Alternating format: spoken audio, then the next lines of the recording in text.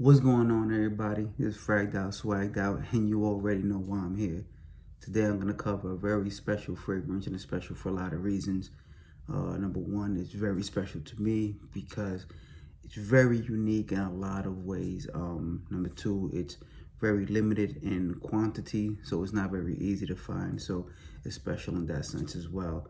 And it's part of a very exclusive line under a brand that's very exclusive in its own right. So without further ado, today I'm covering Le Dernier Sultan by Extrait de Parfum.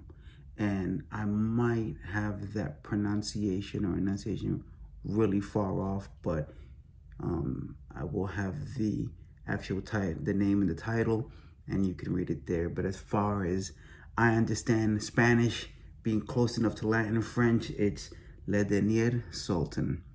Okay, so this is a 30 ml presentation right here. And that's the only size that it comes in as far as I know. And as of right now, on the site that I purchased it on, which is sealedessence.com, there are not any other fragrances of this particular one available. So Le Dernier Sultan by Extrait de Parfum may not be available on Sealed Essence. Again, you might be able to check on their website. I'm just looking on Sealed Essence.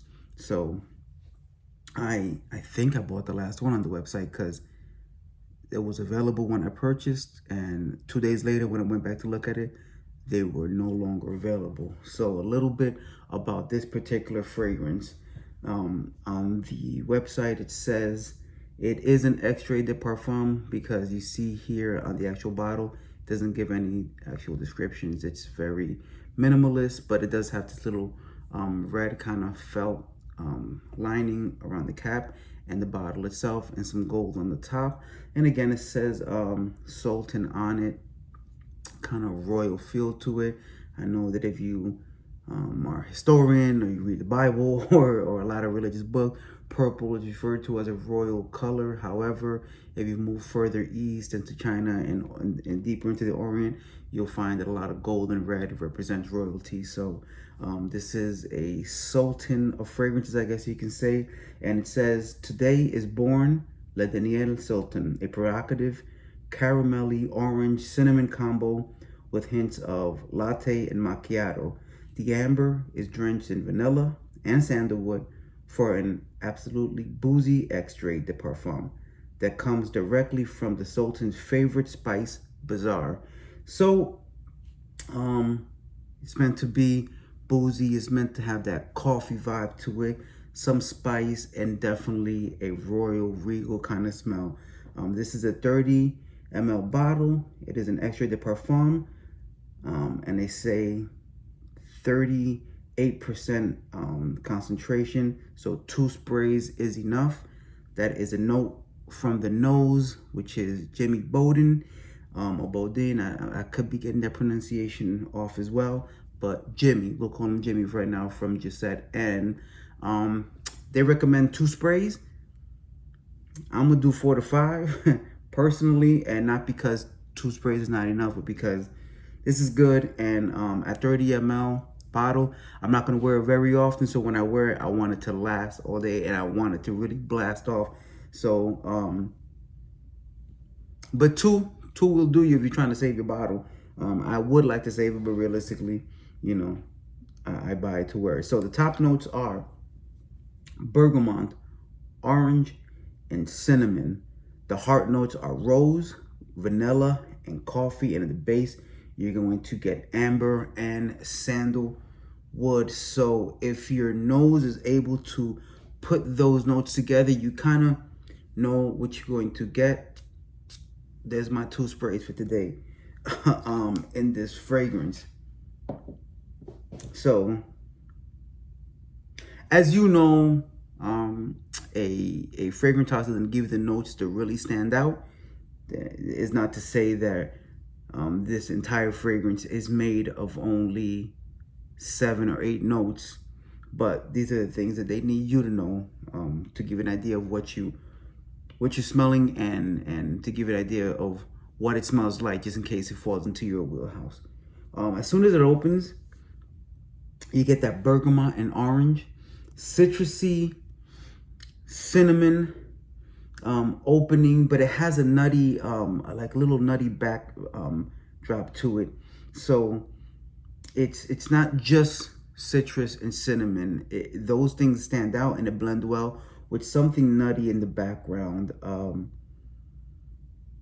and something creamy as well. I don't know if that's the sandalwood coming up from the base, and it may very well be, but that citrus and that cinnamon ride on a very creamy wave as it opens up, and as soon as the opening starts to die down, that doesn't necessarily leave, but you get a lot of that vanilla and that coffee coming up. And that coffee is going to be there for the duration of the fragrance. So now you have more like a spiced latte kind of smell, with that cinnamon, that vanilla, and that coffee, really smelling like a natural kind of macchiato kind of smell, if you will. That bergamot gives it that kind of citrusy vibe where you get that almost pumpkin latte kind of smell, very kind of festive holiday smell. And when you get to the base, you'll get that amber. You know, you already have vanilla in the mid, and you get that amber in the bottom, which gives it more of that kind of oriental vanilla creamy vibe with the sandalwood. And what you get overall with this composition is nothing too far from the description that the company gives you when they talk about that caramely orange cinnamon combo with a hint of latte and macchiato. For me, it's more of a macchiato.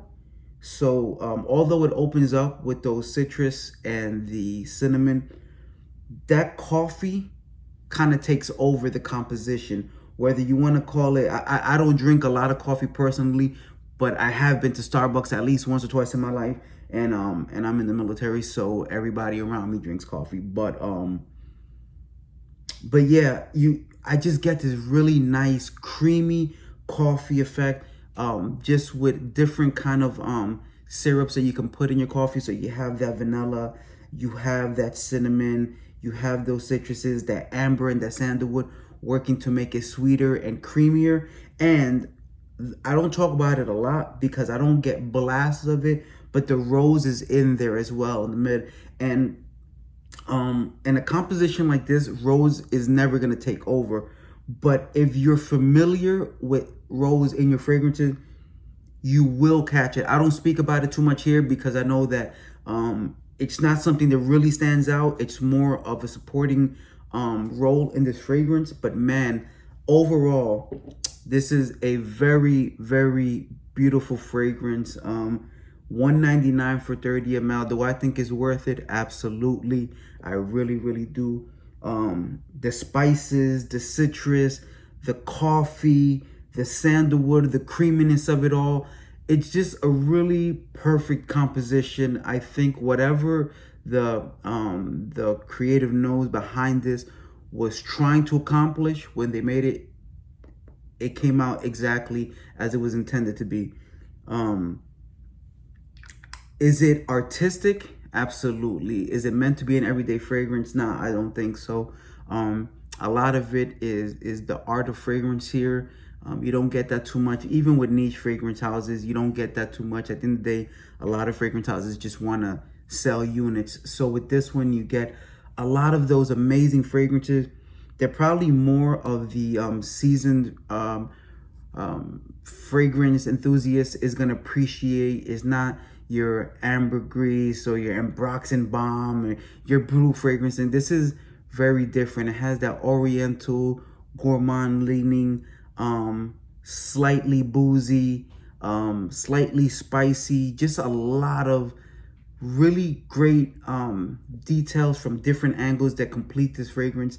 And it makes it a fragrance that personally I wish was not sold out, because at 30 ml, can I run through this one? I'll find out this winter.